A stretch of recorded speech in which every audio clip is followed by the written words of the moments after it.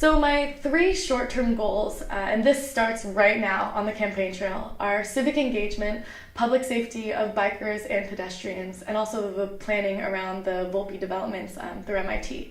So right now my team is integrating plans on how can we mobilize voters, register voters, engage people all across the city in the municipal election this year. How can we encourage residents to realize the potential and the power their voice and their vote has, especially in a city like Cambridge that follows ranked choice voting.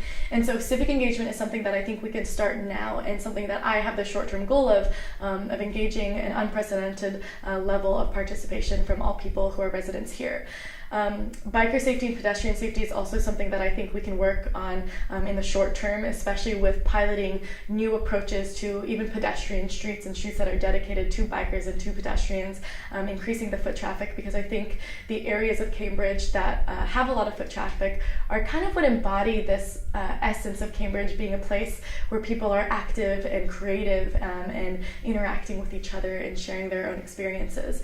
And the planning around the Volpe site is my third short-term goal that is already continuing to develop. I have really loved, talking to people from all sides of the planning around the Volpe site that MIT is building, whether that be through Matimco, which is the investment company that's building this new real estate near MIT, talking to the graduate students who are petitioning for grad student housing to be incorporated in the housing plans, and talking to constituents who live nearby about what they think about the new plans. What sort of commercial stores would they like to see on the ground floor? What sort of public space would they like to see as well? Would they actually use the public space that would be provided by Volpe? I think the opportunity that Volpe has of being a space for community and for people to come in outside of the workday and the work hours has a lot of potential, and I'm really excited to continue to see that grow and to continue to try to play a part in pushing forward progress on it being an energy efficient and a community relevant space.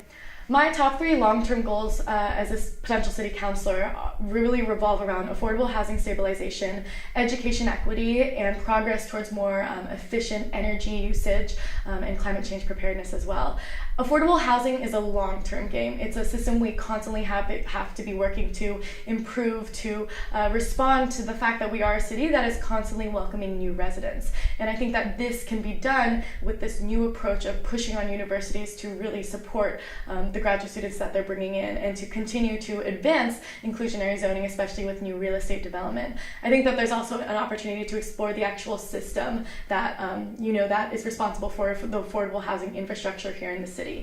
In terms of education equity, the reason I say this is a long-term goal is because I think that there's still a lot of work that can be done on terms of supporting students both inside the classroom and outside the classroom. And I think that stems from access to early education that's affordable for all residents with enough spots to meet the demand. That comes from supporting students to have that access to technology and Wi-Fi when they're at home to fully maximize their potential as a student.